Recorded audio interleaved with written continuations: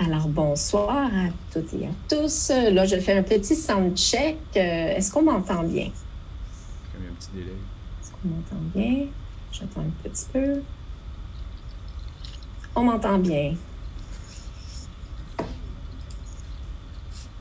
Très bien.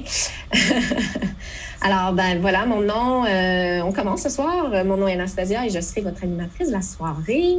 Je dois commencer par dire que toute l'équipe Tout le monde UX est vraiment, vraiment contente de vous recevoir à cette première édition virtuelle. Ce soir, ce sera la thématique de comment construire des expériences éthiques dans un contexte de pandémie. Et on a des invités très spéciaux ce soir que vous aurez la chance de découvrir sous peu. Donc, je vais tout de suite envoyer un grand merci à Joël Tremblay, Jean-Philippe Descaries-Mathieu et Dominique Gagnon. Comme je mentionnais, bon, ce soir, c'est une formule adaptée. Bon, COVID oblige, on le sait tous. Donc, on espère que vous allez apprécier la formule et que vous serez indulgents parce qu'il se peut qu'il y ait quelques glitches ici et là. Comme à nos soirées traditionnelles, j'aime toujours prendre un moment pour remercier chaleureusement nos commanditaires sans qui on ne pourrait pas réaliser ces productions, ces soirées. Donc, je vais les nommer un à un. Et si vous êtes de ces entreprises, si vous êtes des représentants de ces entreprises, ben, faites-nous un petit coucou dans le chat. On aimerait ça vous faire un petit allô, un petit bonjour, vous envoyer de l'amour. Donc, je commence la liste. Merci à Valtech ce soir. Est-ce qu'on a des gens de Valtech? Je continue la liste. Merci à ErgoWeb. Merci à Think. Merci à UX Recherche. Merci à Tech3 Lab. Merci à Jess Daigle et Friends. Merci à l'École de design de Nantes. Puis merci à UX UI Périne-20.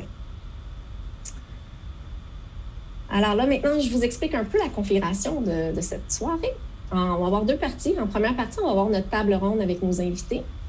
Ce que vous allez remarquer tout au long de la discussion, c'est qu'on va vous partager les termes qui vont être abordés, les termes qui vont émerger sur un tableau blanc, donc un tableau de partage que vous verrez à l'écran. C'est un tableau qui est construit avec l'outil Miro, dont certains d'entre vous l'ont utilisé peut-être déjà dans vos activités professionnelles. Si vous voulez partager dans ce tableau-là pendant la discussion pour soit collecter les idées ou quoi que ce soit que vous vouliez contribuer à la discussion, vous pouvez le faire. Le lien Miro apparaît dans le chat ici. Mais si vous voulez juste être assis confortablement en train de prendre probablement un verre soit de chocolat chaud ou autre, ou de vin ou de bière, comme on ferait normalement dans nos soirées, bien, vous pouvez simplement être confortablement assis et écouter. Les 15 dernières minutes de la discussion, donc vers les 19h45, on va poursuivre la discussion avec nos panélistes autour de questions que vous aurez pour eux. Donc, je vous invite à partager vos questions tout au long de la discussion, soit dans le chat, soit encore là, dans le Miro, pour ceux qui veulent aller être actifs là, pendant la soirée. En deuxième maintenant partie de la soirée, vers les 8 heures, on va organiser des salles de discussion. Donc, vous voyez ici dans Hopin, la plateforme qu'on utilise ce soir, là, il y a, dans l'onglet de gauche, là, vous êtes sur la scène, dans l'onglet, là, juste en dessous, ça s'appelle « Sessions ». On va organiser des sessions autour de deux choses, soit les offres d'emploi. Donc, comme vous le savez, on a ça, connecter les gens entre les offres et les candidats potentiels. Donc, on aura des salles pour chaque représentant d'offres d'emploi. Et on aura aussi une salle ou plusieurs, on verra combien de gens resteront, pour échanger soit avec nos panélistes, avec des gens de Tout le monde UX ou avec d'autres gens là, qui participeront à la soirée. Donc, pour cette deuxième partie de la soirée, c'est vraiment libre à vous. En fait, toute la soirée est libre à vous, mais j'aimerais bien que vous soyez là au moins pour entendre nos panélistes. Et pour cette deuxième partie de la soirée, on va se rejoindre dans les salles de discussion, puis soit autour d'un job que vous voulez offrir ou avoir plus d'informations autour de cette offre d'emploi-là, ou encore simplement réseauter avec les participants de la soirée. Si vous avez une offre d'emploi, je vous inviterai dès maintenant à poster dans le chat ou encore dans le Miro. Vous avez toujours le choix des deux outils. Le nom de l'entreprise, le nom de votre entreprise et le poste pour qu'on puisse commencer à créer les salles pour la deuxième partie de la soirée. Donc, voilà pour ce qui est de la logistique de ce soir. Alors, j'ai le goût maintenant de débuter avec notre première partie. Je vais faire juste un petit check pour savoir si nos invités sont bien visibles sur la scène. Donc, je demande à mes collaborateurs qui sont dans le backstage de me faire un signe pour introduire nos invités de ce soir sur la scène, parce que là, pour l'instant, je fais que voir moi. Ils n'ont qu'à dire un petit bonjour et ils vont passer sur la scène. D'accord. Donc, allez-y, à tour de rôle. Bonjour tout le monde, Dominique. Salut, Joël. Salut, Jean-Philippe de Cagmathieu. Eh bien, merci à vous trois. Alors, pour bien commencer, la plupart des gens probablement dans la pièce virtuelle ne vous connaissent pas. Alors, j'aimerais bien commencer avec une petite partie de présentation. Donc, une petite minute, chacun d'entre vous peut me dire en quelques mots là, qui vous êtes, qu'est-ce que vous faites dans la vie. Donc, je vais commencer avec Joël. OK, bien merci beaucoup de l'invitation. C'est très apprécié. Mon nom est Joël Tremblay. Je suis professeure au collégial en philosophie depuis 2007. J'ai fait ma maîtrise sur la reconnaissance de la dignité humaine dans l'éducation, ce qui semble un peu étrange dans une soirée UX, mais en réalité, le fait de mettre au centre la dignité humaine ou la reconnaissance de la dignité humaine, c'est au cœur, au final, d'un des enjeux éthiques les plus prévalents encore aujourd'hui. Après ma sortie de l'université, je suis devenue chroniqueuse philo, en fait, dans les médias. J'ai aussi je suis aussi conférencière et j'écris des livres. Et dans mes temps libres, je suis consultante et parfois coach de philosophie en entreprise. Donc, ça fait beaucoup de boulot, mais c'est très, très, très passionnant. Puis, j'ai très hâte de pouvoir discuter avec vous ce soir.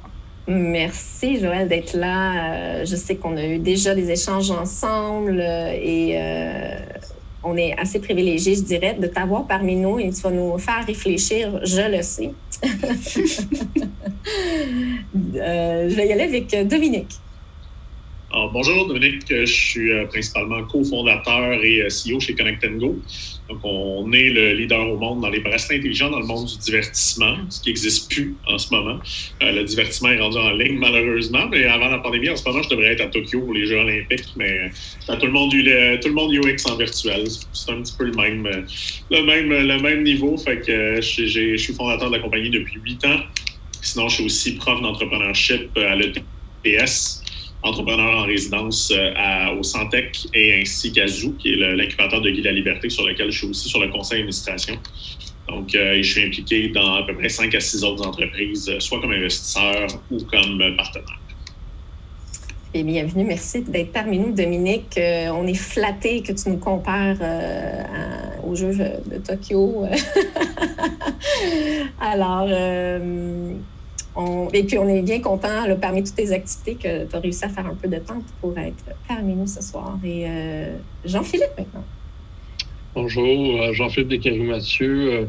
Je suis spécialiste en cybersécurité. En fait, j'occupe le poste de chef de la cybersécurité au commissariat du Québec sous notre branding Vigile, vigile.ca, vigile.ca. Bon, évidemment, moi, mon background, c'est purement technique. Là. Je suis spécialisé si on veut dire, en hacking ou en sécurité défensive, principalement. Donc, surveillance des réseaux, monitoring, détection d'intrusion, gestion d'incidents, gestion de risques technologiques aussi. Donc, moi, ça fait à peu près 17 ans que je suis dans le milieu. J'ai commencé à peu près en même temps que l'industrie a commencé en sécurité de l'information. C'est une très, très jeune industrie, une vingtaine d'années à peu près. Donc, c'est pas mal mon bagage, là. Hacker viré porteur de cravate, là, ce qui est passoire, là, mais une des beautés du télétravail, je porte même pas de pantalon présentement, en fait. C'est un peu la beauté de la chose. Donc, non, vraiment, background technique, hacking et maintenant en gestion au niveau de tout ce qui est plus high level, stratégie au niveau de la sécurité de l'information, comment on offre un service de sécurité de l'information à des entreprises, comment on se sécurise à l'intérieur des entreprises. Je donne pas mal de conférences quand même aussi. J'interviens régulièrement dans les médias pour parler différents enjeux liés à la sécurité de l'information, la vie privée, la surveillance de masse aussi beaucoup. Donc, c'est à peu près ça. Bien, merci, Jean-Philippe. Je serais curieuse de savoir, est-ce que tu te considères toujours comme un hacker? Ça, c'est aux autres de bander. Se qualifier de hacker, ça fait un peu prétentieux. Puis même moi, j'ai pas la tête en place pour C'est bon. Bien, merci d'être parmi nous. Puis on va sûrement découvrir un peu plus sur ça plus tard. Donc, comme je l'ai mentionné plus tôt, ce soir, on est là pour parler d'éthique. Est-ce que c'est possible de designer des expériences éthiques, surtout dans des situations comme aujourd'hui où finalement tout est virtuel et tout est un peu autour des technologies, qu'on perd un peu parfois le contrôle de certaines choses. Donc, ça me permet donc de démarrer la conversation sur peut-être une première question, puis je vais l'adresser vraiment... pour cette première question, on va se réchauffer un peu. Là. Je vais commencer à tour de rôle. C'est la même question. J'aimerais avoir votre point de vue sur les technos et la vie privée. J'aimerais commencer avec Joël. J'espère que je ne vais pas toujours commencer toute la soirée. Non, c'est pas vrai. En fait, le concept de vie privée, c'est un concept sur lequel il est intéressant de se pencher, surtout au sujet de sa définition, parce que de vie privée, on pense, tout le monde pense confusément à quelque chose de très précis.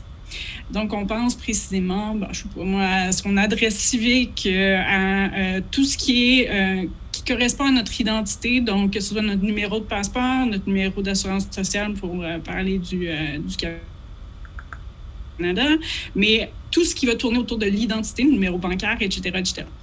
Mais quand on parle de données privées qui pourraient faire partie effectivement de la vie privée, jusqu'où on est capable de délimiter ce champ-là? Puis là, c'est là où tout d'un coup, les limites sont un peu floues. Ça dépend soit des juridictions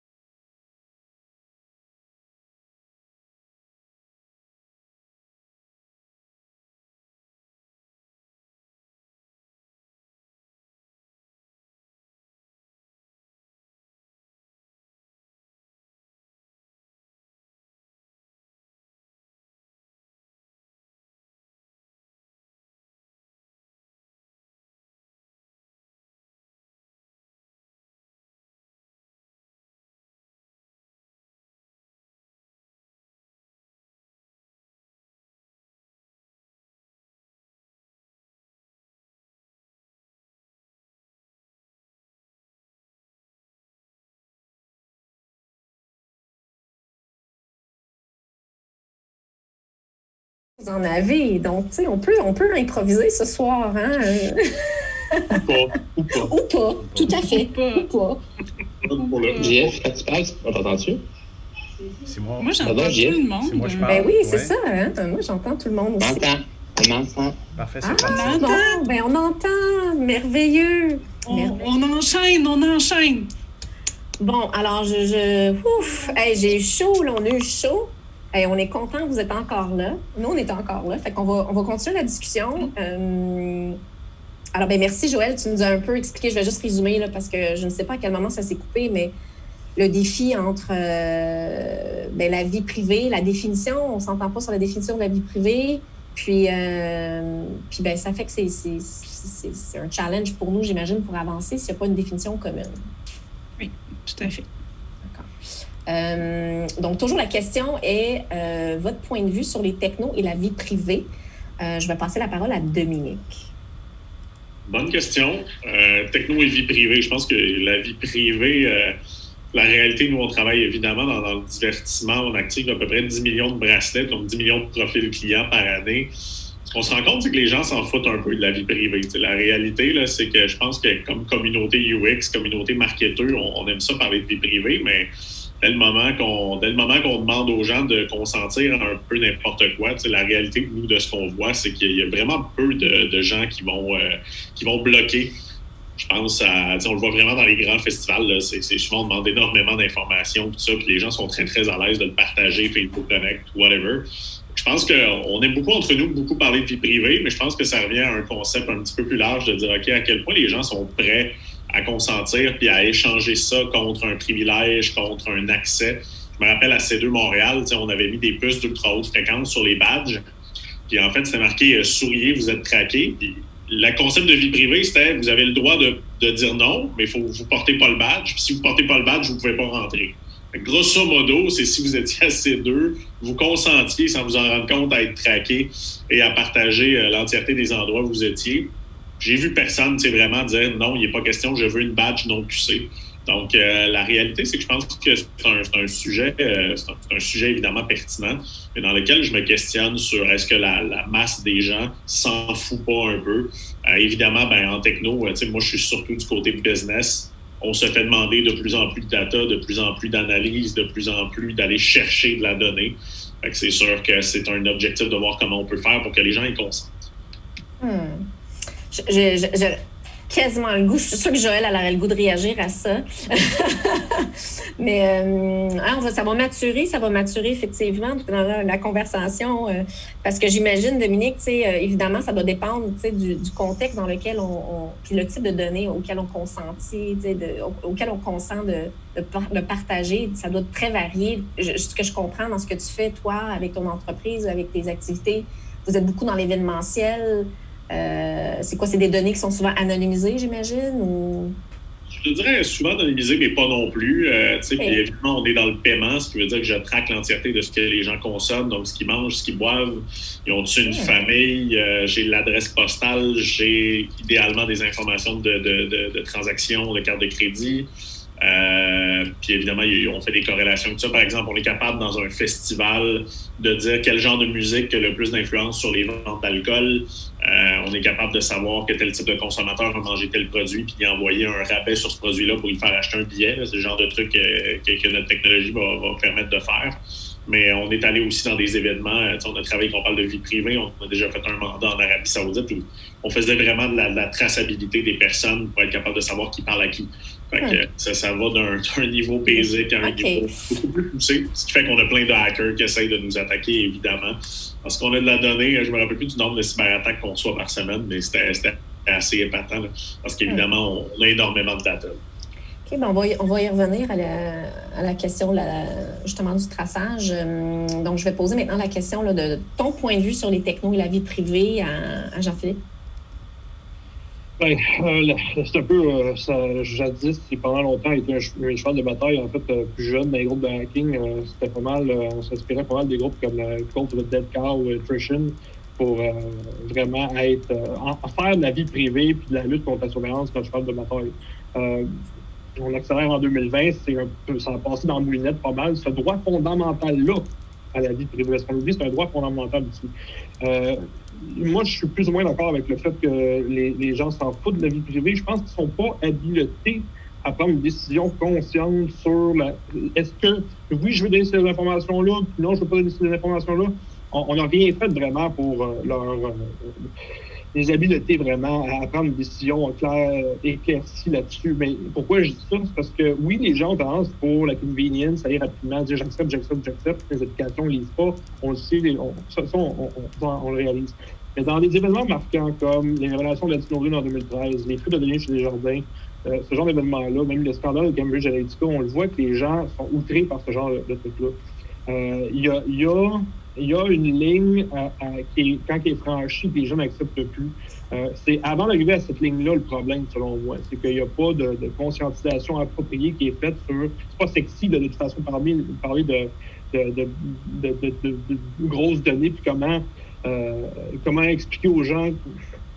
Parce qu'il faut que les gens comprennent qu'il faut avoir une pensée systémique un peu pour comprendre comment que les systèmes fonctionnent, comment que les données sont générées. C'est pas juste des recherches qu'on entre sur Google, c'est pas juste l'historique de recherche sur Google. Bien, les gens pensent que c'est ça se limite à ça.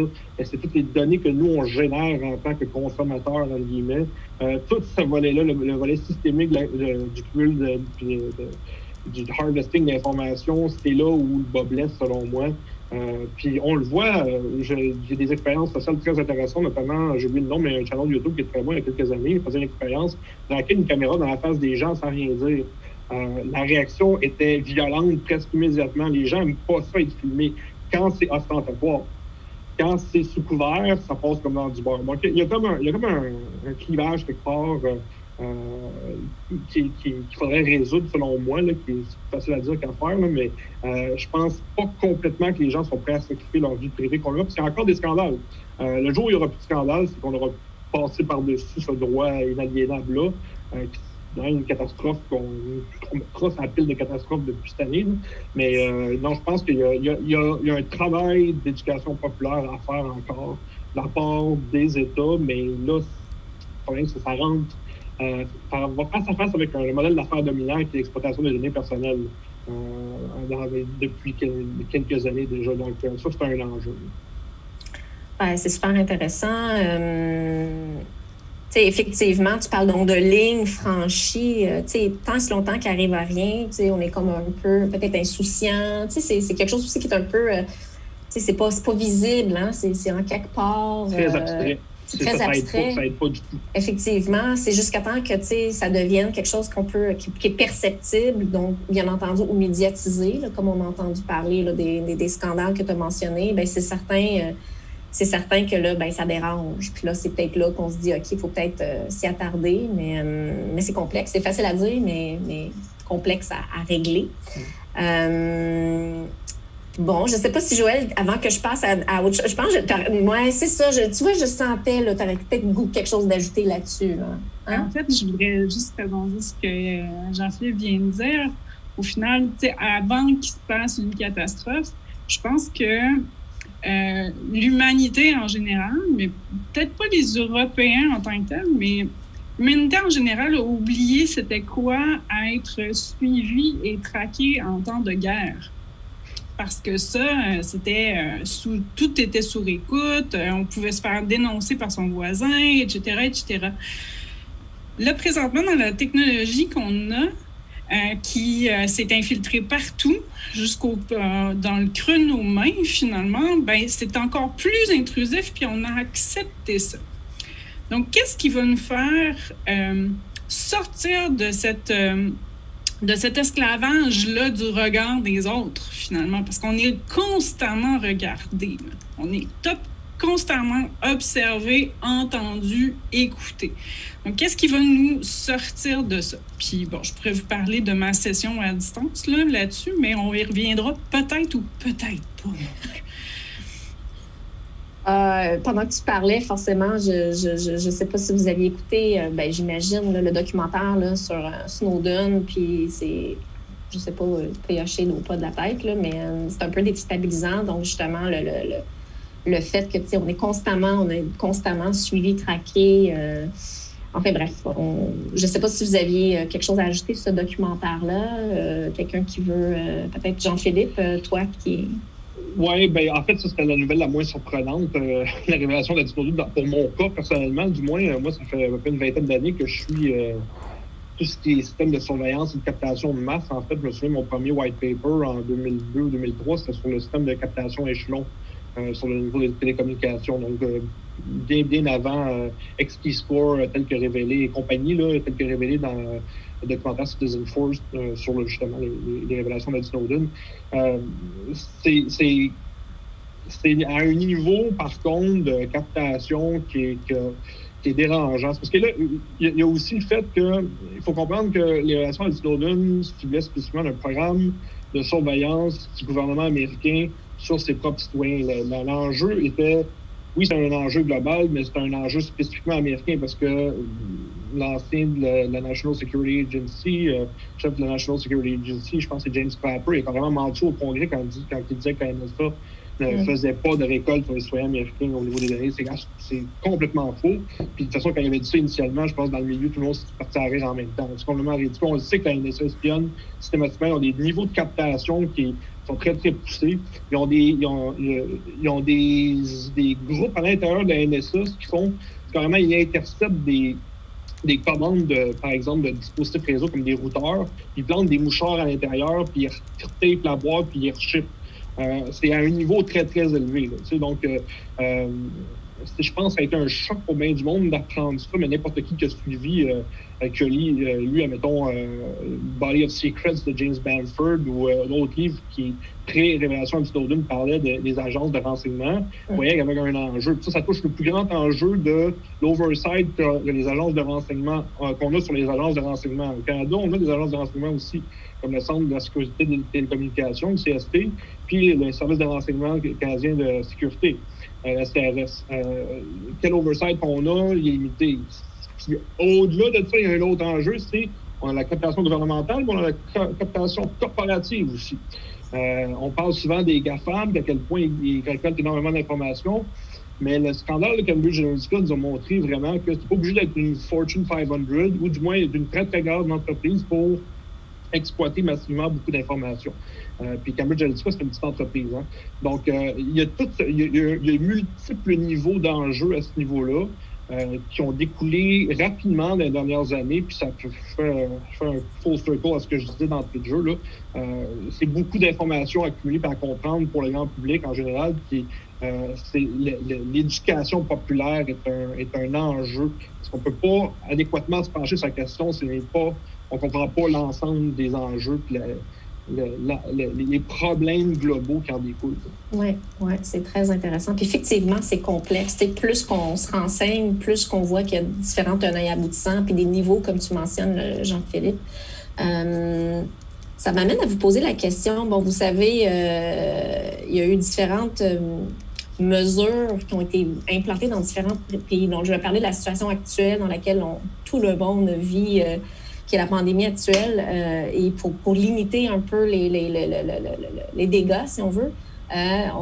Certains pays, certaines régions ont mis en place différents mécanismes pour pouvoir contrôler, suivre les gens. Donc, tout ce qui est les applications de traçage, notamment, on sait qu'au Québec, on a récemment aussi une application.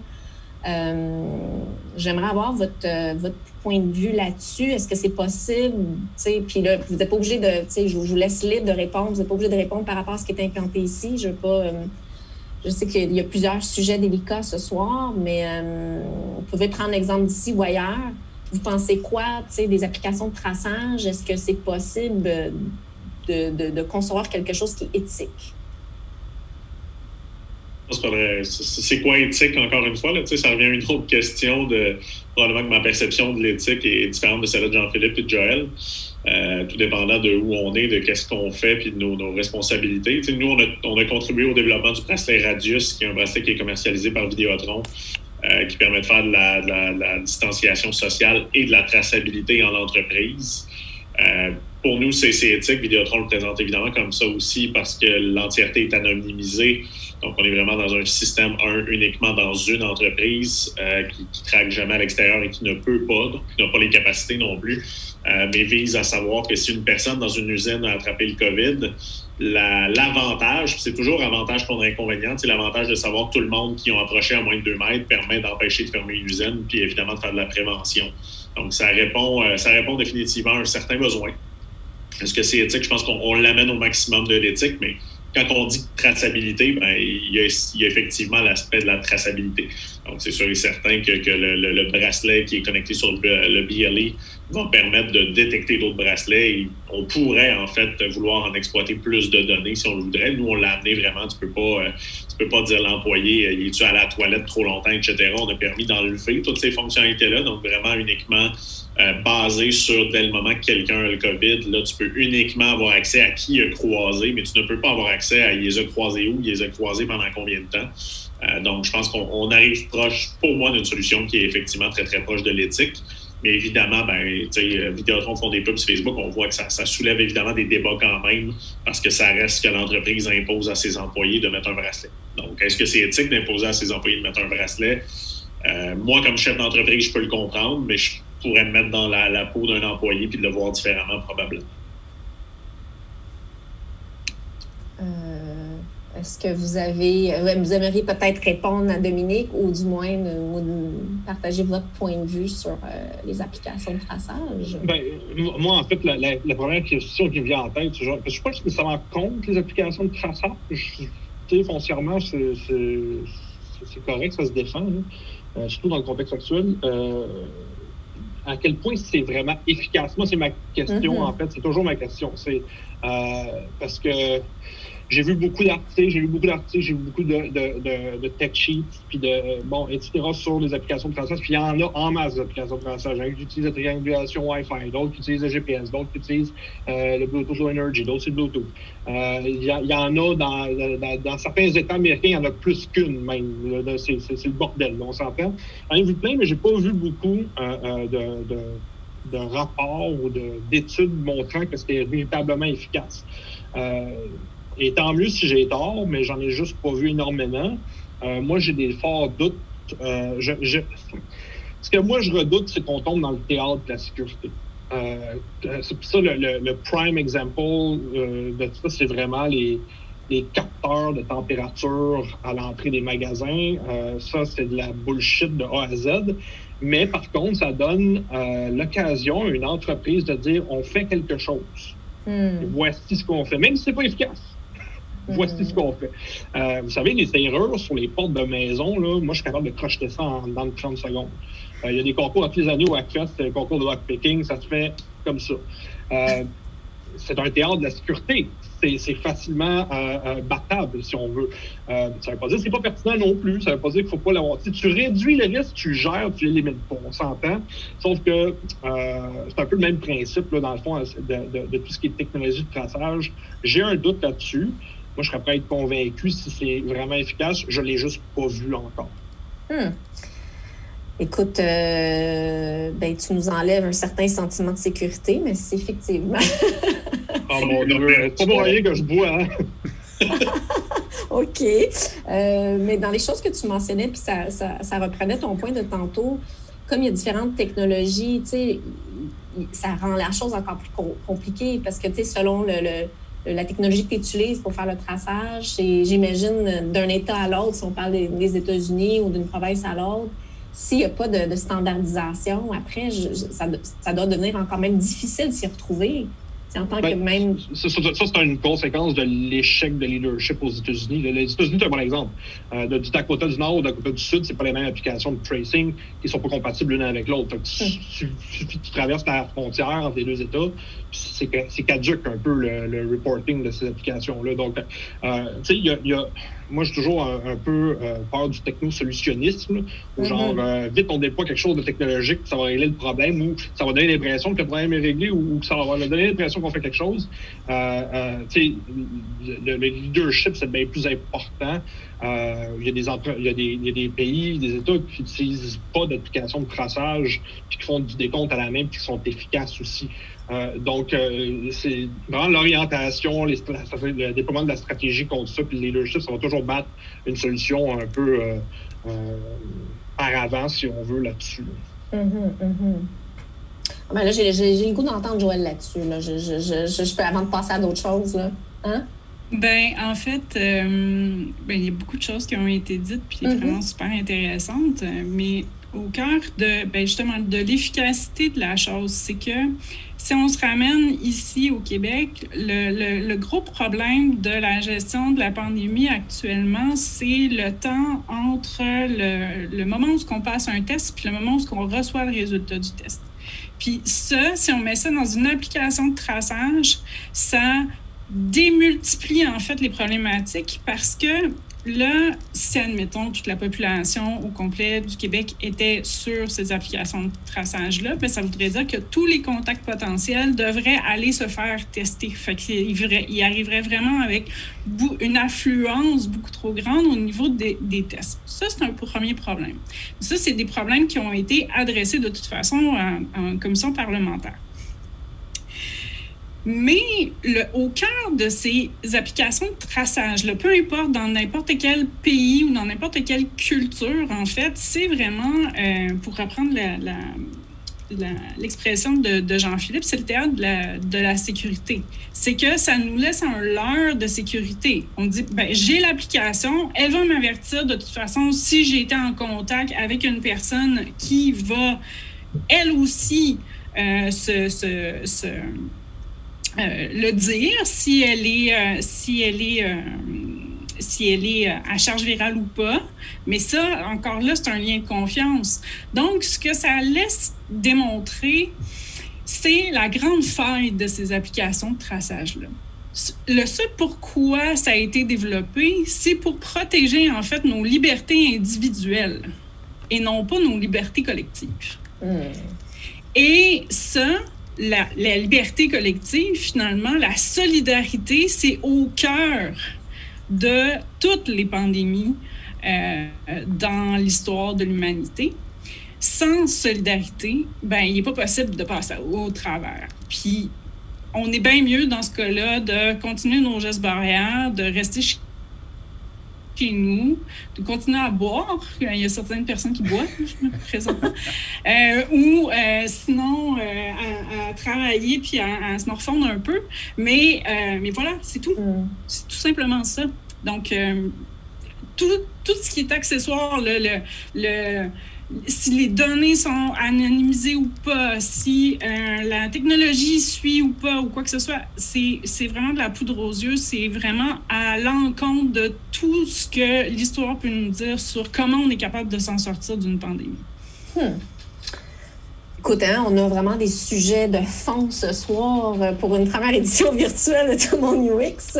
On n'a pas pris un sujet facile, mais si on essaie de se projeter, là, parce que là, effectivement, on regarde un peu ce qui se fait, là, si on essaie de se projeter un peu dans le futur, puis on se dit, OK, on veut devenir meilleur dans une meilleure société, c'est quoi qu'on doit faire pour concevoir une solution ou un produit qui serait éthique? Puis je sais qu'on ne s'entend pas nécessairement encore sur qu'est-ce qu'on entend par, mais essayons ensemble, avec vos 3 points de vue, de se dire, OK, si on avait à se dire, on fait un produit qui est vraiment éthique, là, qu'est-ce qu'il faut faire? Puis là, je ne sais pas si tiens, Joël, vas-y donc en premier. N'importe quel outil, n'importe quelle invention humaine est neutre. C'est les usages qui vont les rendre soit positifs, soit négatifs. Donc, soit éthiques, soit non éthiques. Donc, il va aller vers le bien ou vers le mal. J'aurais voulu avoir un effet sonore, mais je pense que ce soir, ça ne sera pas possible parce qu'on risque de faire un autre glitch. C'est ça. Donc, il y a une vieille histoire en philosophie dans l'Antiquité où ce qu'on faisait le procès à la hache pour savoir, en fin de compte, oui, on faisait un procès à une hache pour un meurtre de quelqu'un au lieu de passer le meurtrier à procès. Donc, c'est toute la question de la déresponsabilisation. Puis aujourd'hui, on a un grave problème avec tout ce qui est auto qui va être capable de se conduire par elle-même. On a tout un problème de déresponsabilisation des fabricants en disant que ça va être le conducteur qui n'a pourtant pas les deux mains sur le volant qui va être finalement responsable de l'accident qui a été programmé dans la voiture. Et ce ne sera pas le fabricant en tant que tel. Tesla est très, très fort là-dessus. Là, ça s'en vient dans quelques années, en fait. Donc, il faudra poser la question autrement. Il faudrait poser la question des usages. Parce qu'un objet, c'est complètement neutre. Et les êtres humains, eux, par exemple, ils ne sont pas neutres. Et on est capable du meilleur comme du pire. Fait que moi, je pense que si on veut vraiment plancher sur le futur en se disant comment s'améliorer en tant qu'humain pour être plus dans la bienveillance, dans la solidarité, dans le care, dans toutes ces dimensions-là qui sont au cœur de l'éthique, bien, il faudrait peut-être plus regarder le nombril, puis notre éducation, puis notre culture, justement. Puis voyons aussi nos actions, nos traces qu'on laisse sur le numérique qui n'est plus un second monde ou un monde à côté du monde, mais qui fait partie de notre réalité. Puis, osons poser les problèmes tels qu'ils sont, c'est-à-dire en l'intérieur de nous, à l'intérieur de notre humanité. Fin. Ouf. Ben là, que dire sur ça? Dominique, Jean-Philippe, avez-vous quelque chose à ajouter? T'es soif, non? Oui.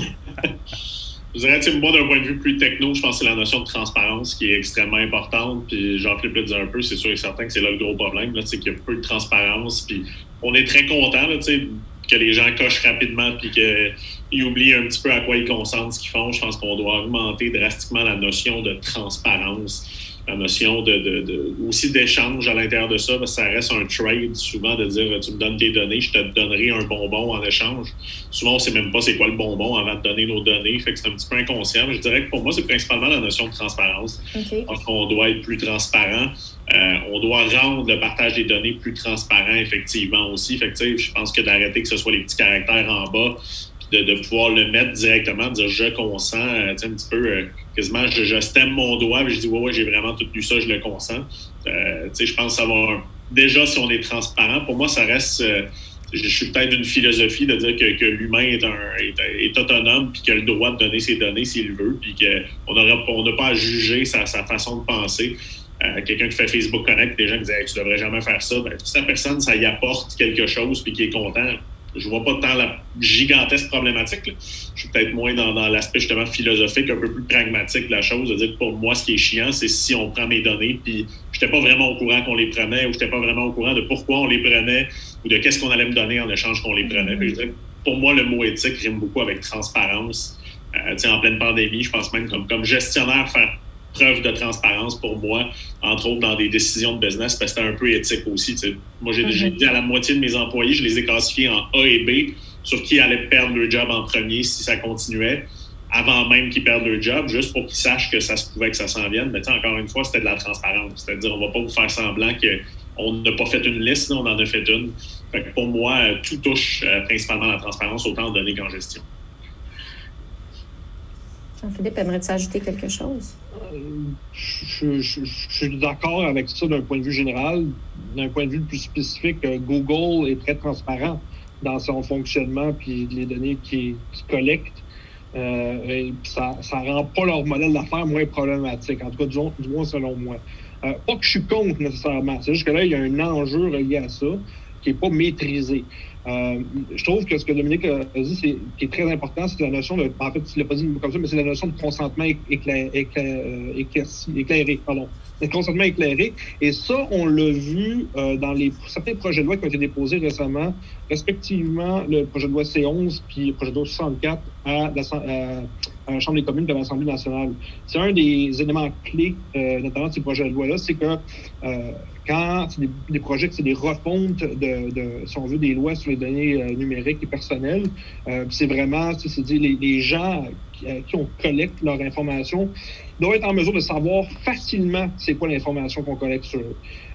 Puis c'est ça, comme Dominique dit, il ne faut pas que ça soit des affaires ça prend une maîtrise en droit pour comprendre les aléas, les petits caractères, ce genre de trucs. Il n'y a personne qui va lire ça. Puis de toute façon, c'est pas concis. On ne peut pas faire un jugement éclairé là-dessus. Donc, oui, la transparence, évidemment, c'est comme la tarte aux pommes, tout le monde aime la tarte aux pommes, là, je ne suis pas contre ça, là. Mais que c'est pas une panacée en tant que telle. C'est qu'il y a des entreprises qui vont se la jouer très transparentes, puis que, ultimement, je veux dire, ça reste pas moins que le fond du problème, en tout cas, le fond de l'enjeu, pas nécessairement du problème, là, mais c'est le modèle d'affaires. C'est ce que Shoshana Zuboff va appeler le capitalisme de surveillance. C'est l'exploitation des données personnelles. C'est un plus gros enjeu, on s'entend. C'est sûr que je vais toujours favoriser la transparence plutôt que la sécurité par l'obscurité, comme on disait dans le milieu. Là. Ça, je suis bien d'accord, mais ça va au-delà de ça, selon moi, l'enjeu. Il y a tellement de choses qui ont été dites encore que je vous le dis, là, on pourrait en jaser pendant une bonne heure encore et je suis... en fait, on pourrait même en parler pendant toute une soirée, mais je vais essayer de regarder un peu les questions que le public nous pose actuellement parce que il y a sans doute beaucoup, ça éveille du moins beaucoup de questions chez les gens. Une question pour Dominique peut-être, Anastasia? Pardon? Une question pour Dominique qui va devoir nous quitter. Oui, bientôt. c'est ça. Je sais que Dominique doit nous quitter un peu plus tôt ce soir, donc je vais la diriger vers Dominique, la question. Si tu avais une baguette magique, disparaître de la pandémie. Qu'est-ce que tu changerais pour valoriser l'éthique? Bonne question, mais je pense tantôt, je pense que ça revient encore un petit peu à ce que j'ai dit, puis un peu ce que Jean-Philippe disait, c'est le consentement effectivement éclairé, puis la transparence.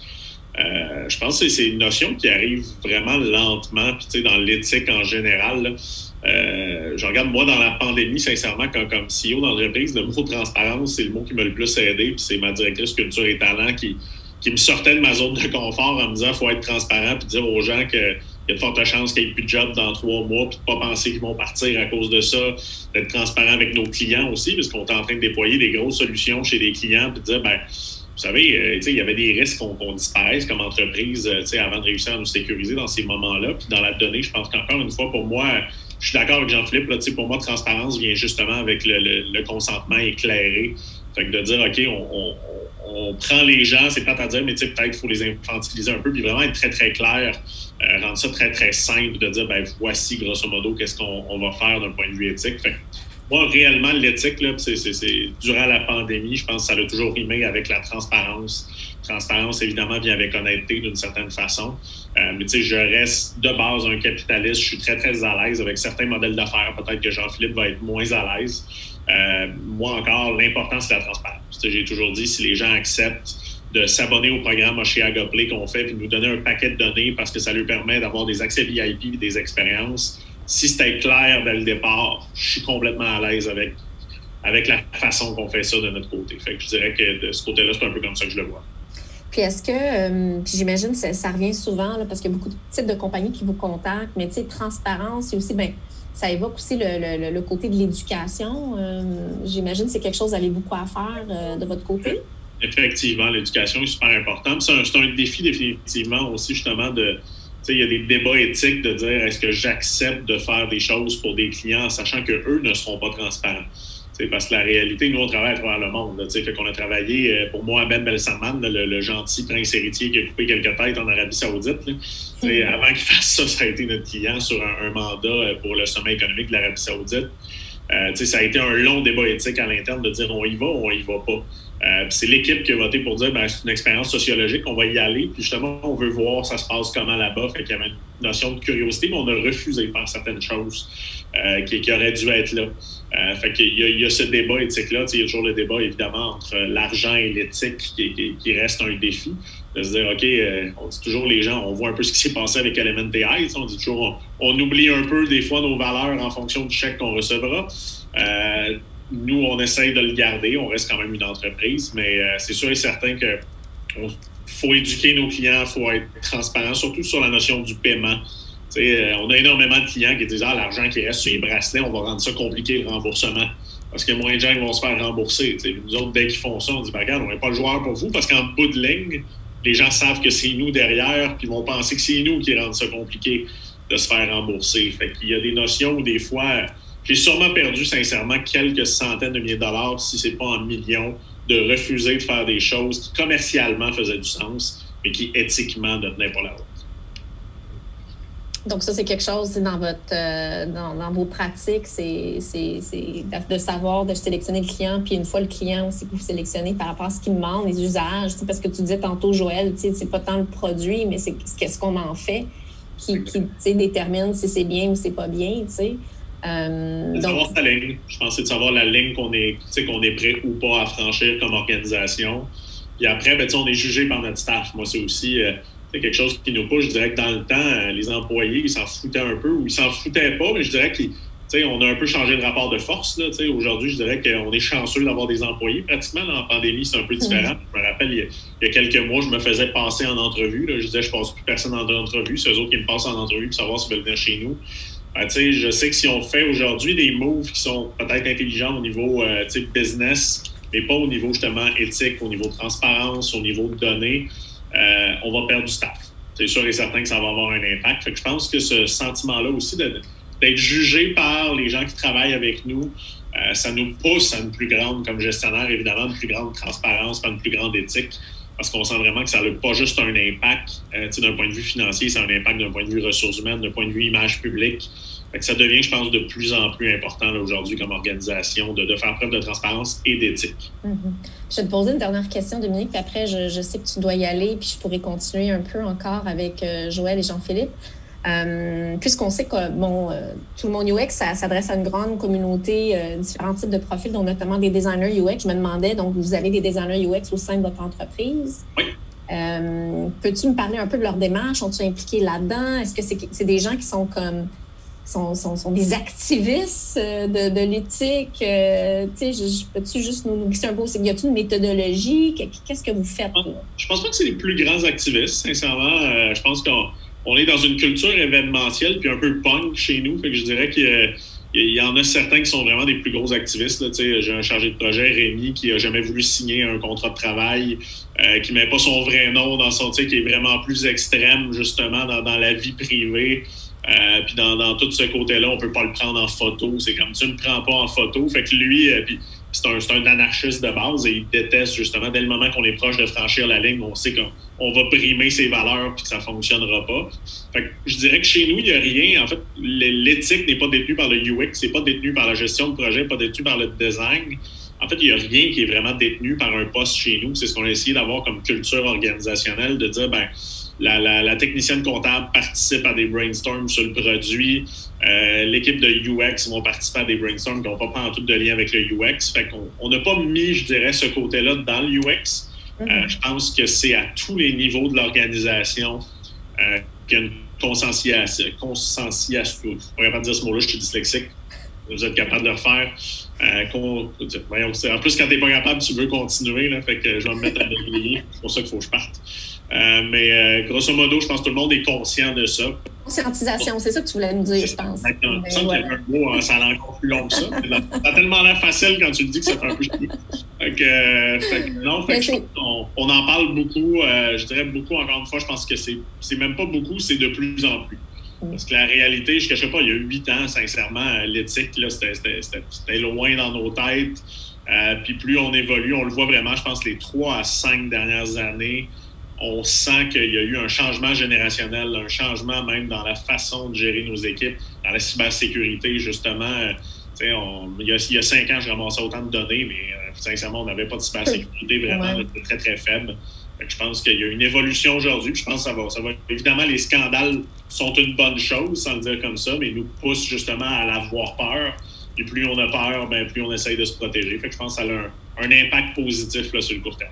Super. Écoute, Dominique, c'est inspirant de voir que c'est une culture d'entreprise, du moins une conscientisation. C'est pas la responsabilité d'une profession, d'une expertise, mais bien de la collectivité là, de l'organisation chez Connect & Go. Un grand merci de ta participation. On sait qu'on doit te laisser. On aurait tellement aimé continuer.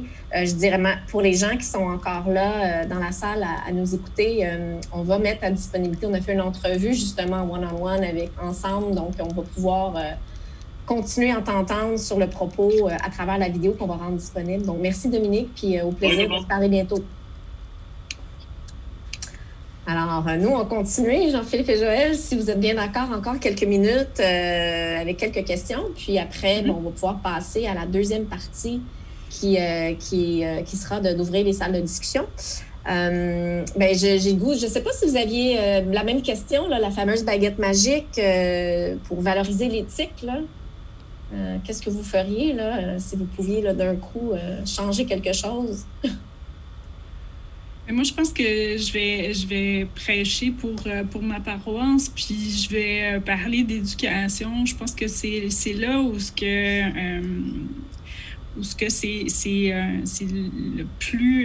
le plus manifeste, mais l'éducation, elle peut prendre différentes tangentes. Elle peut venir de la culture générale par la lecture, par les séries, par les films ou des trucs comme ça. Parce qu'il y a des grandes théories éthiques qui nous disent, au fond, on n'a pas assez d'une vie humaine pour savoir toutes les panoplies d'actions qu'un humain peut faire. Donc, quoi de mieux que la culture, de se mettre dans la peau d'un personnage, donc même pas besoin de faire du théâtre ou quoi que ce soit, d'aller en voir, d'être curieux par rapport à ça, puis de voir que d'autres personnes comme nous, ou complètement différents de nous, vivent ce genre d'expérience-là aussi. Puis c'est ça que permet, entre autres choses, mais tout plein d'autres choses aussi, les réseaux sociaux, c'est que ça amène de l'empathie, ça amène aussi de l'écoute dans certaines bulles, bien entendu, pas toujours, dans d'autres. Ouais, c'est ça. Moi, je pense que c'est ça. Une baguette magique, mais avec un peu d'effort. Quand même. Oui, certainement. Pas mal d'efforts même, de ce que je comprends. Ouais. Je vais y aller. Je ne sais pas. Moi, tu voulais répondre sur cette question-là, Jean-Philippe, mais j'en avais d'autres. Moi, je suis assez d'accord avec Joël. L'éducation, c'est une des seules choses qu'on peut faire, en fait. Dans le contexte actuel, parce que le problème est tellement gros aussi, là, de ce qu'on vient de traiter, que notre champ d'action est extrêmement limité. Quand on parle des entreprises qui exploitent des données personnelles comme les GAFAM, on sait que ces entreprises-là, ils ont des revenus qui dépassent des produits intérieurs bruts de plusieurs États, puis les États qui sont censés nous protéger dans ces entreprises-là, puis il n'y a pas de rapport de force. Donc, on s'entend que ça, déjà, c'est un enjeu en soi. Donc, il y a peu de choses qu'on peut faire, mais l'éducation, c'est, selon moi, ce qui penche le plus. C'est d'accord. Toujours dans cette même lignée-là, tu sais, puis est-ce qu'il y a des choses qu'on doit changer dans nos façons de penser et de faire pour un meilleur futur? Là? Comme, là, je comprends qu'on doit, l'éducation puis la transparence. Y a-t-il des choses qu'on doit arrêter de faire, selon vous? Puis des choses, j'essaie d'aller dans du concret ou des exemples. Y a-t-il des choses que là ça suffit, là, comme ça, là, il faut arrêter de faire ça? Ou des choses qu'on doit commencer à faire. Je comprends l'éducation, je comprends la transparence, mais est-ce que ça Jean-Philippe? L'idéaliste en moi dirait qu'il faut abolir le capitalisme c'est idéaliste, ça? C'est révolutionnaire, dis-moi. Un n'empêche pas l'autre. Non, c'est irréaliste, en fait, mais puis je ne veux pas passer pour un militant marxiste ou quoi que ce soit. Je suis non, mais là, quand même. Non, mais pour de vrai, je me décris comme centriste. Moi, je suis pour de vrai. Fut un temps, ça a été autre chose, mais en tant que citoyen, on évolue dans un système qui nous enlève beaucoup de marge de manœuvre. Nos impacts sont limités par rapport à ce que de grandes institutions peuvent avoir, elles, comme impact. Je mentionnais les GAFAM quelques instants de ça, un rapport de force inexistant entre ce qui est censé être un gouvernement, un parlement souverain, compagnie, représentant le peuple, parce que la bullshit, on s'entend, là, versus des méga corporations ont le but premier de maximiser leurs profits et qui réussissent très bien depuis de nombreuses années. Ils réussissent parce que leur modèle d'affaires est valorisé. C'est énormément d'argent qui est généré. Jeff Bezos fait plus d'argent en 1 minute que la majorité des gens font en 10 ans. C'est incompréhensible pour le cerveau humain, la quantité d'argent que ce gars-là fait. Il y a quelque chose de foncièrement malsain là-dedans. Et pas besoin d'être un militant anarchiste du Black Bloc pour le réaliser. Ça me semble, en tout cas. Enfin, moi, l'enjeu est là. C'est notre champ d'action qui est extrêmement limité dans le système actuel. Puis, tu sais, je veux dire, j'ai pas de solution, honnêtement, à ça. On alimente tout un peu la bête. Je veux dire, derrière moi, de l'autre côté, je veux dire, j'ai une télévision intelligente. Je veux dire, j'ai rempli autour de mon bureau, il y a plein de stocks qui contiennent du coltan qui a été miné par un enfant congolais. Je veux dire, on est tous un peu coupables de tout ça. Puis c'est ça le problème. C'est que quand je parlais de pensée systémique tantôt, c'est là que ça devient utile de justement réaliser ça, parce que tu peux pas, selon moi, dans le système économique actuel, tu peux pas être éthique. Si tu fais des produits qui exploitent autant les données personnelles que les ressources naturelles, que les gens, c'est impossible de faire un téléphone cellulaire éthique. Impossible. C'est extrêmement difficile et coûteux et non viable à terme. Donc, mais ça, c'est pas seulement la faute des entrepreneurs ou que ce soit eux autres. Je veux dire, je veux faire de l'argent, puis ils veulent mettre du pain sur leur table, puis un autre, ça se défend. Mais on est dans un système qui valorise l'exploitation des gens, des ressources, puis des données, carrément. Puis l'enjeu est là. Je suis convaincu qu'ils sont confortables là-dedans, puis fair enough, c'est correct. Mais si je me demande d'aller à la source du problème, je vais la pointer. C'est drôle, hein? Je donne ça les entrevues, les médias. Je le dis, ce bout-là, c'est comme jamais, c'est toujours pour montage. Ah oui, pour vrai? Ben écoutez, non. Bizarre. Joël, est-ce que tu peux réagir à ça? Ben, il y a plein de choses, en fait. Oui. C'est sûr qu'on est dans une accélération de beaucoup de choses, hein, parce qu'on est au bord du précipice au niveau des changements climatiques. On a juste besoin de voir qu'est-ce qui est en train de se passer à l'extérieur, parce que là, c'est rendu concret, là, les changements climatiques à Montréal, là, disons-le. Alors que sur la Côte-Nord et la Gaspésie, ça faisait longtemps parce que les berges sont en train d'éroder depuis vraiment plusieurs années. Puis eux, ils crient depuis super longtemps, mais nous autres, on les entend pas de toute façon. Donc, qu'est-ce qu'il faut faire par rapport à ça? Bien, justement, peut-être être un peu plus à l'écoute de ces écarts-là, de ces disparités-là. Pour sortir des vieux termes, on parle souvent de l'époque actuelle comme étant une époque de démesure versus de mesure. Puis quand on lit comme moi des livres poussiéreux qui datent de plusieurs siècles, bien, on se rend compte que cette idée de démesure-là, actuelle, n'existait pas à l'époque parce que c'est toujours balancé par une espèce de mesure, parce qu'on ne pouvait jamais atteindre une espèce de forme de divinité, donc d'extrême bien comme d'extrême mal. Mais nous, actuellement, on est capable. On est capable des pires. Donc, qu'est-ce que des extrêmes, là. Des extrêmes. Ouais. Dans toutes les dimensions, dans toutes les catégories. Donc, tout ce qui est l'exploitation, en fait, des données, bien, ça rappelle étrangement la course et la découverte de l'Ouest américain. Hein, c'est le Klondike 2.0, 4.0, 6.0, enfin bref. C'est exactement la même chose. C'est le même type d'exploitation. Puis là, ben, on ne parle pas du travail de ces gens dans l'industrie du numérique, mais c'est à peu près le même type d'exploitation. Tu sais, c'est la valorisation extrême du travail, ne plus compter ses heures parce que de toute façon, on fait notre passion ou quoi que ce soit. C'est de la bullshit. Donc, disons-le, osons le nommer justement, comme Jean-Philippe vient de le dire, osons se le dire. Hein? Le nommer calmement et être capable d'en discuter. Parce que des gens qui vont être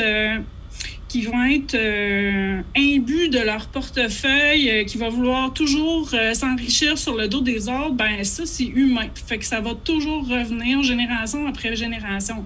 Mais là, ce qui arrive, c'est que si on ne se serre pas un tout petit peu les coudes, la présente crise là, actuelle, là, c'est du hors-d'œuvre vis-à-vis ce qu'on va vivre dans 10 ans. Ah ouais. Il faudrait peut-être changer les choses maintenant. Il est temps. Il est encore temps. Puis il est encore temps de rêver ce futur-là.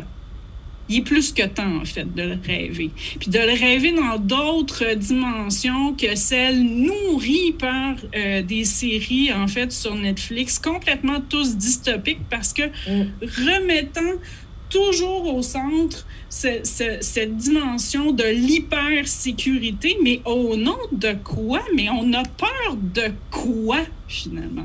Mon Dieu, Mais c'est parfait. Mais j'ai pas assez dormi. Non, mais je suis vraiment désolée. J'adore la passion, j'adore le débat. Non, mais là, c'est... non, mais c'est... Puis je vois les réactions live, là, on a vraiment des gens qui, je pense, qui pourraient rester longtemps dans cette discussion. Je me dis, mais peut-être, on ne sait peut-être pas par quel bout le prendre, là, tu sais.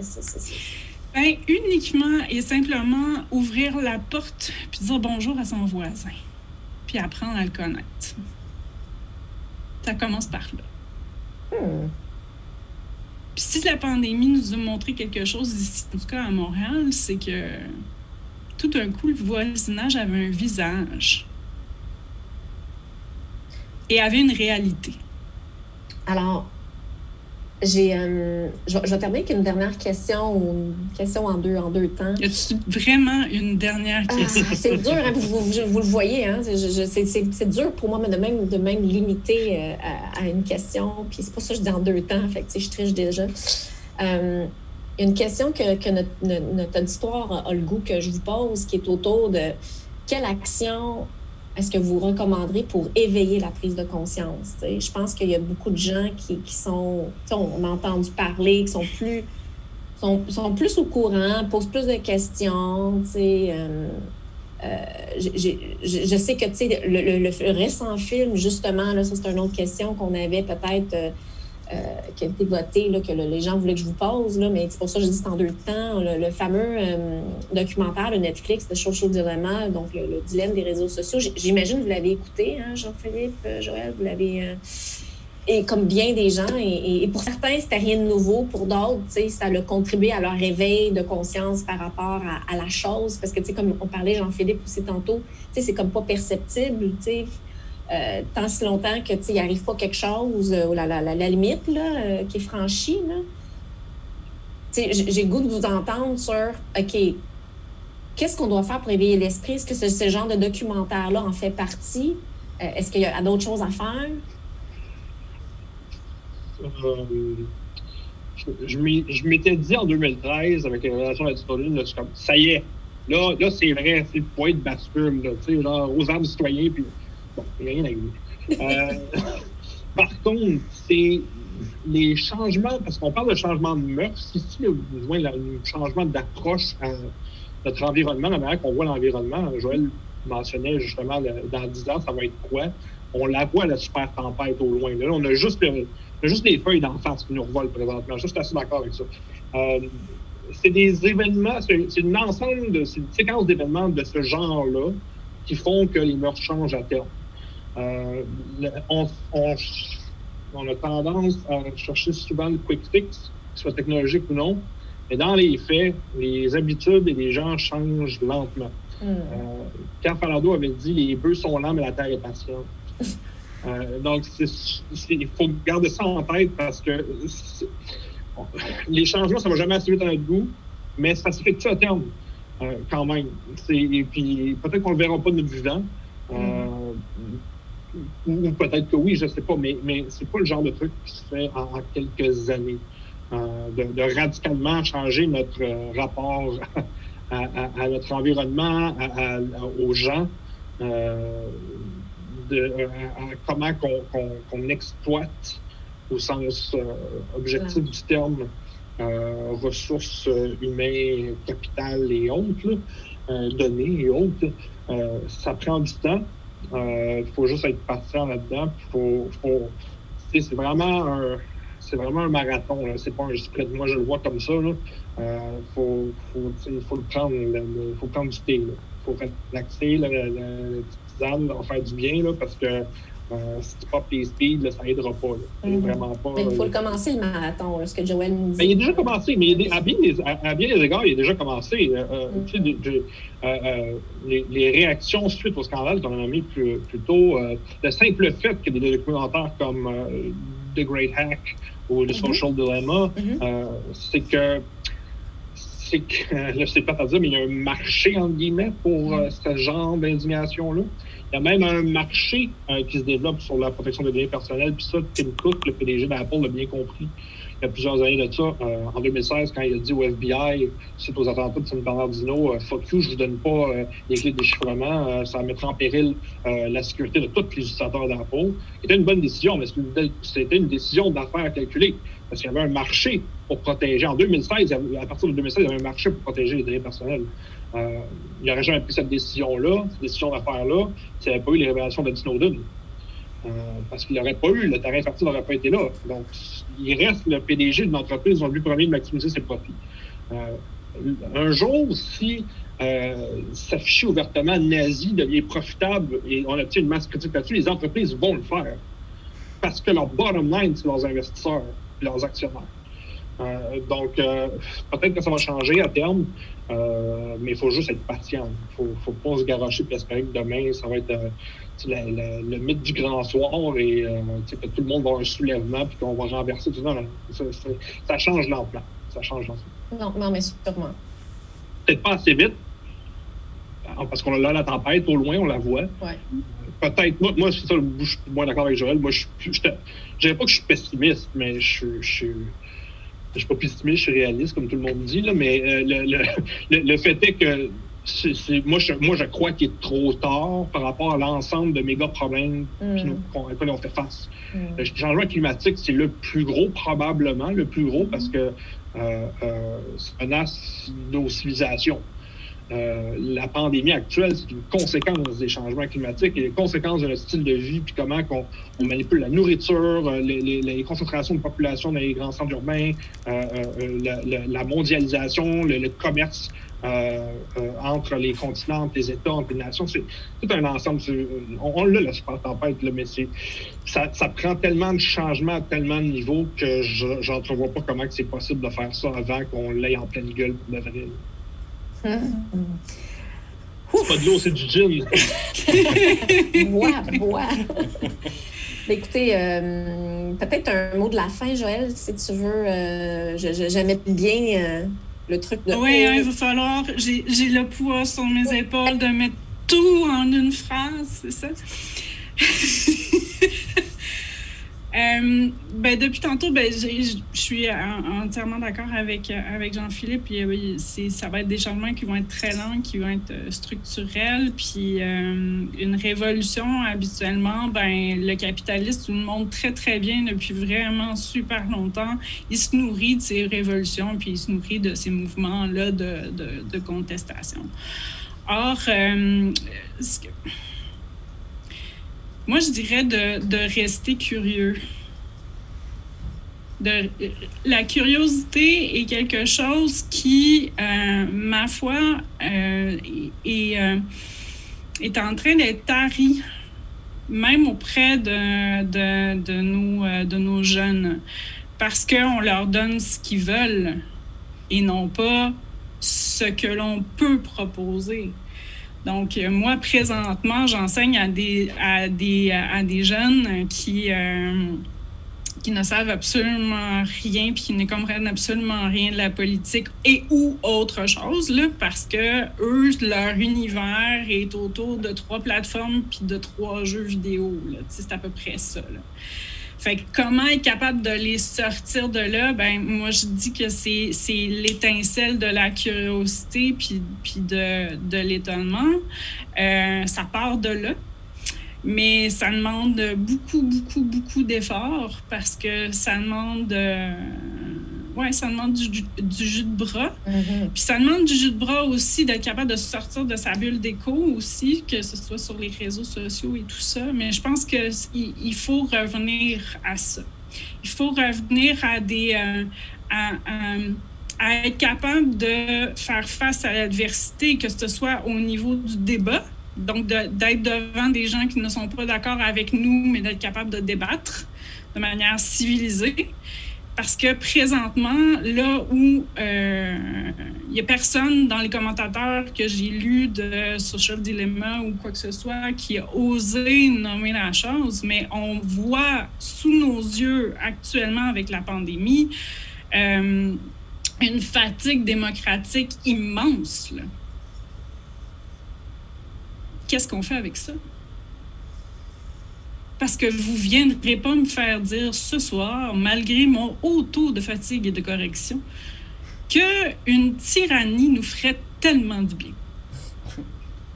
C'est non. C'est juste non. Donc, restons curieux. Je trouve le mot de la fin parfait. Merci Joël, merci Jean-Philippe. Je pense qu'on a éveillé beaucoup de curiosité auprès de notre auditoire, notre public ce soir, auprès de même nous, l'équipe de Tout le monde UX, qui avons complètement adoré avoir ces conversations-là avec vous. Et j'ai le goût de poursuivre la discussion maintenant dans les salles de discussion pour ceux qui peuvent bien encore passer un peu de temps avec nous. Je sais il ne nous reste pas énormément de temps. On voulait là, fermer un peu boutique vers les 8h30, mais on va peut-être dépasser un peu. Alors, pour rappel, pour la deuxième partie, il y a des salles de discussion sur Opin. Donc, la plateforme Opin, ça s'appelle Session. Marge de gauche, là, vous avez ça. Là, c'est réception, scène, session. Et donc, dans les sessions, vous allez retrouver des salles pour les offres d'emploi et également une salle ou deux, on va voir, pour le réseautage. Sous peu, l'équipe de Tout le monde UX, ou du moins certains membres de l'équipe Tout le monde UX et nos invités, Jean-Philippe et Joël, vont s'y joindre. Si vous avez donc des questions pour eux, on va pouvoir poursuivre la discussion. Cette partie est vraiment pour ceux qui veulent continuer la soirée avec nous.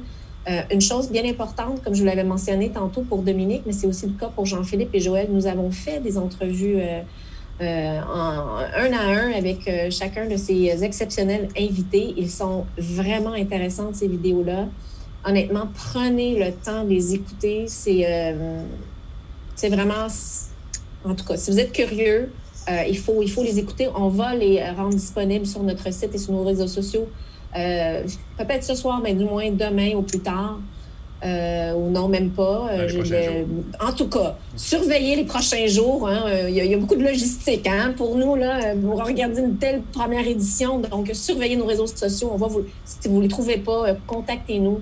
Puis, voilà. Donc, je remercie tous ceux qui sont là ce soir. Merci de nous encourager. Merci d'être là. Pour tous ceux qui veulent poursuivre, on se rejoint dans les salles de discussion. Et puis, voilà, on vous aime. Puis, on a hâte de vous revoir. Merci beaucoup à nos panélistes. Merci, Anastasia. Il manquait juste la musique. Bravo! Bravo. Merci! Vous avez été, mais juste exceptionnel. Sérieux, là. Vraiment, ça a été un charme.